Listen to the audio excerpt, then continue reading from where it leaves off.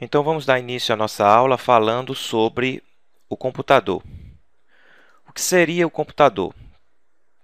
O computador nada mais é do que um equipamento digital capaz de processar informações ou dados de forma automática com a mínima interferência do usuário. O computador ele é formado pelo hardware, que é a parte física do computador, e pelo software, que é a parte lógica, os programas. Este módulo estará focado nos conceitos de hardware, ou seja, nós vamos aqui estudar a parte física do computador em detalhes, porque é isso que está sendo exigido nas provas de concurso. Para iniciar o estudo sobre o hardware, nós vamos falar sobre os tipos de computadores pessoais, que muitas vezes é referenciado numa prova de concurso com o nome ou com a denominação de PC, que é uma sigla que representa Personal Computer ou computador pessoal. Entre os tipos de computadores pessoais, o primeiro, o mais importante, o pioneiro é o computador desktop ou computador de mesa. Até então, quando se referia a computador pessoal, se referia ao computador de mesa, ao computador desktop. Hoje em dia nós temos outros tipos de computadores pessoais, outros tipos de dispositivos que processam informações e que estão sendo referenciados em provas de concurso. Por isso, o motivo de nós estarmos falando de cada um deles aqui. Então, nós vamos falar em detalhes sobre, além do desktop, sobre o notebook ou laptop, nós vamos falar sobre o netbook, nós vamos falar sobre o ultrabook, nós vamos falar sobre o tablet, sobre o smartphone e sobre o handheld ou PDA. Quais são as principais características de cada um desses tipos de computadores? Qual a diferença, por exemplo, de um notebook para um netbook para um ultrabook? Ah, ultrabook eu não conheço, professor. Eu já tinha ouvido falar em notebook e netbook, mas ultrabook para mim é novidade.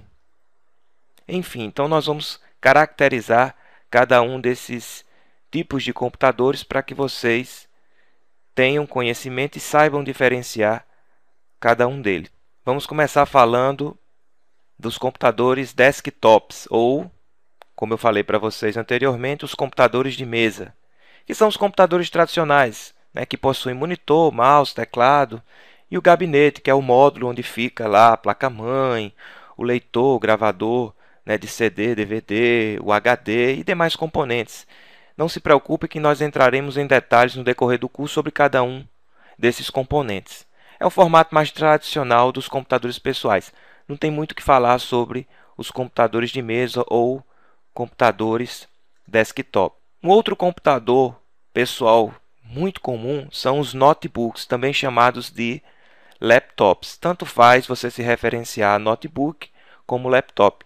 Vocês estão vendo a imagem aí de um notebook. Quais são as principais características desses computadores? A portabilidade, ou seja, a possibilidade de você se locomover com este computador com facilidade, e o desempenho, que se assemelha aos computadores desktop. Estes computadores, de uma forma geral, eles possuem telas que variam de 11 a 19 polegadas, e isso vai influenciar no tamanho e no peso do notebook. Um outro tipo de computador que nós temos é o netbook. O netbook é uma versão reduzida e econômica em relação aos notebooks. Você olha para o notebook, você olha para o netbook, eles se parecem bastante. De cara vocês vão perceber o que é um notebook ou o que é um netbook em função do tamanho. Os netbooks são menores do que os notebooks. Entretanto, a diferença não se resume ao tamanho.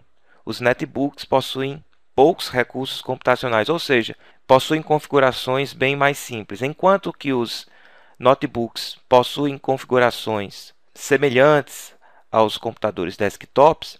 Os netbooks eles têm configurações mais simples. Possuem telas de no máximo 10 polegadas, enquanto que os notebooks possuem telas que variam de 11 a 19 polegadas. Uma característica interessante dos netbooks é que eles não possuem o drive óptico, ou seja, o leitor, o gravador de CD e DVD, justamente em função das pequenas dimensões que ele possui. Bem, considerando que o netbook é um computador pequeno, no máximo 10 polegadas. As configurações são bem mais simples em relação aos computadores que eu falei anteriormente, o desktop ou o notebook. Então, para que é utilizado o netbook?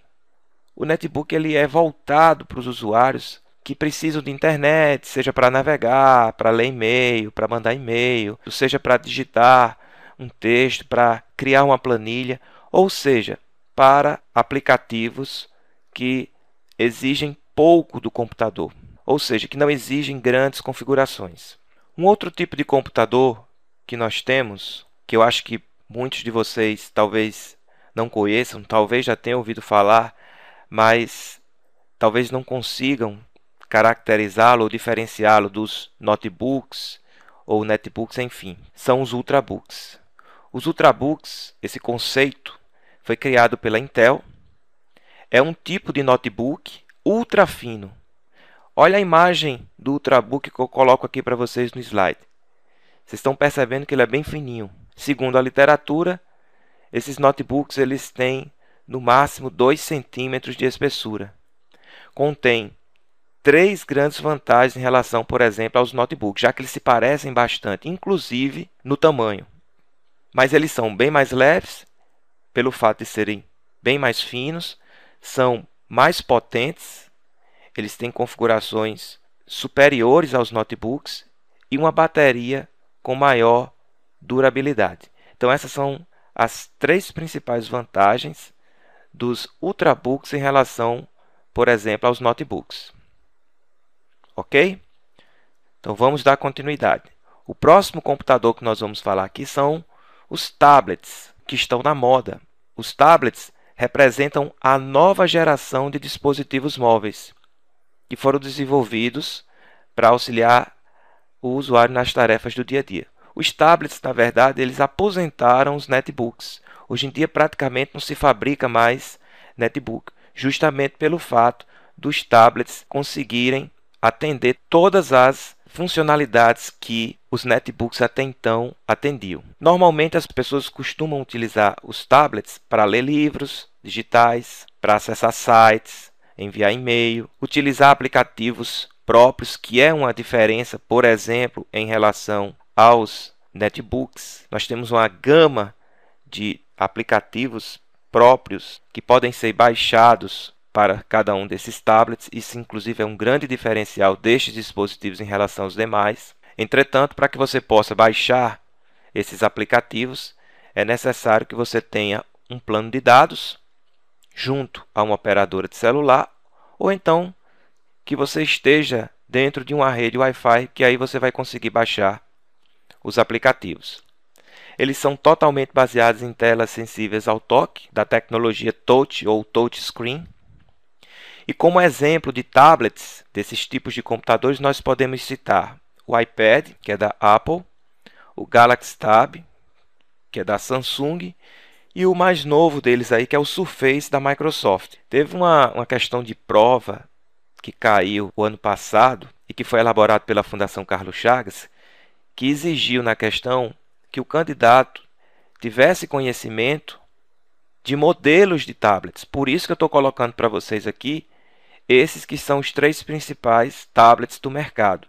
Não que existam apenas estes, existem outros, mas estes, muito provavelmente, se voltar a cair uma questão em algum concurso e que exija que você tenha conhecimento sobre exemplos de tablets, eles devem citar um desses 3. Então está aí para que vocês tomem conhecimento sobre alguns modelos de tablets que nós temos aí. Um outro tipo de computador pessoal que nós temos é o smartphone, que são chamados de computadores de bolso, né, ou celulares inteligentes. Possuem uma tela maior em relação aos modelos tradicionais de celulares. São indicados para quem precisa utilizar recursos de um computador, mesmo estando na rua.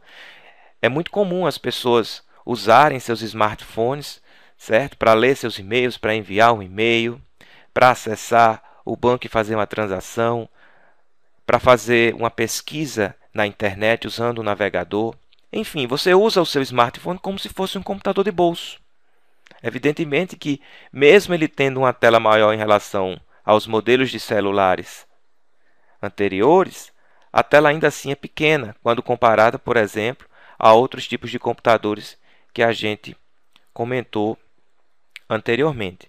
Da mesma forma que os tablets, para que você possa fazer uso da internet, por exemplo, para que você possa baixar os aplicativos, que assim como os tablets, os smartphones também possuem essa característica, é necessário um plano de dados junto a uma operadora de celular ou fazer uso de uma rede Wi-Fi.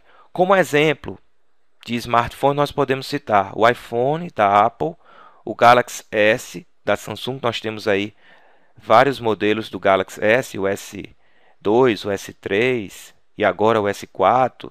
Da mesma forma que tem o iPhone 4, o iPhone 5, nós temos o Xperia e nós temos o BlackBerry. Não que existam apenas estes, mas assim como eu comentei com vocês anteriormente, nós temos questões de concurso que estão exigindo que vocês tomem conhecimento de modelos de smartphones, assim como também eu comentei sobre os tablets. Então fica aí para vocês a dica. Eu coloquei para vocês aqui exemplos dos principais smartphones usados no mercado, que de repente, numa questão de prova que possa exigir que você tenha esse conhecimento, eles podem ou eles devem se referir a algum desses smartphones. E para finalizar, nós vamos falar aqui de um computador que alguns de vocês talvez nem conheçam, que são os handhelds ou PDAs, ou ainda Palm Top, fazendo referência à principal fabricante desses tipos de computadores, que era a Palm. São computadores antigos, de dimensões reduzidas. Vocês estão vendo a imagem aí no slide de um Palm, salvo engano, Tungsten E. E esses computadores eles não são mais usados pelo fato dos smartphones terem substituído. Como eu falei, são computadores bem antigos, de dimensões reduzidas. Se vocês observarem na imagem, parece um smartphone, mas não é. E eram usados como computador e como agenda eletrônica, mesclava essas duas funções.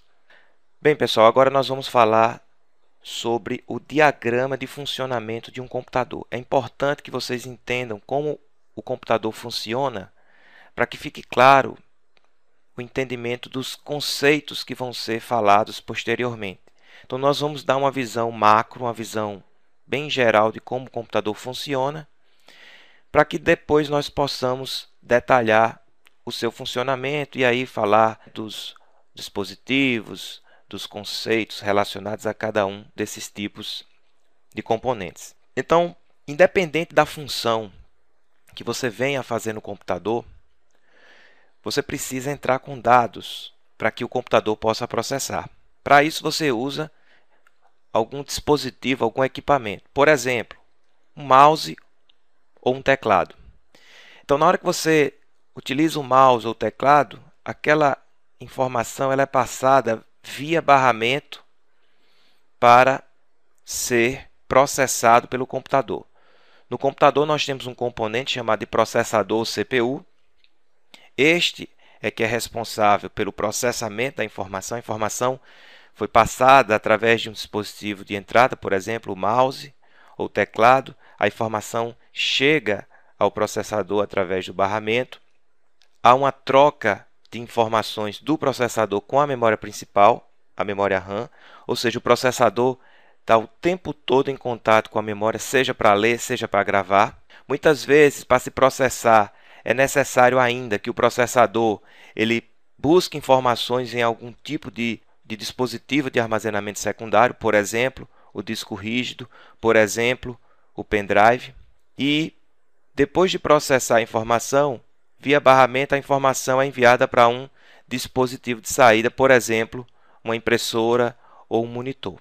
Então, em linhas gerais, independente daquilo que você esteja fazendo no computador, seja você jogando, seja você digitando um texto, o computador basicamente funciona dessa forma. Vamos imaginar que você está com o computador ligado, vai pegar o mouse para abrir o programa Word, para digitar um texto. Então, nesse simples procedimento, veja só como é que a coisa acontece. Você vai pegar o mouse, que é um dispositivo de entrada, vai dar um duplo clique, por exemplo, no atalho que está na área de trabalho. Essa informação vai ser passada para ser processada pela CPU. A CPU vai buscar o programa Word lá no disco rígido. Essa informação vai ser armazenada enquanto a execução na memória principal, que é a memória RAM, e vai ser exibida para o usuário através do monitor para que o mesmo possa, a partir de então, usar o editor de texto. Então, um simples exemplo como este envolveu todos estes componentes que eu citei para vocês aí, ok? Evidentemente que alguns de vocês possam estar pensando, mas você falou muito rápido, tem algumas palavras aí que eu não conheço. Pessoal, não se preocupem. A ideia era mostrar para vocês o funcionamento de uma forma global, de uma forma macro. Nós entraremos em detalhes para falar de cada um desses componentes que fazem parte aí do funcionamento do computador.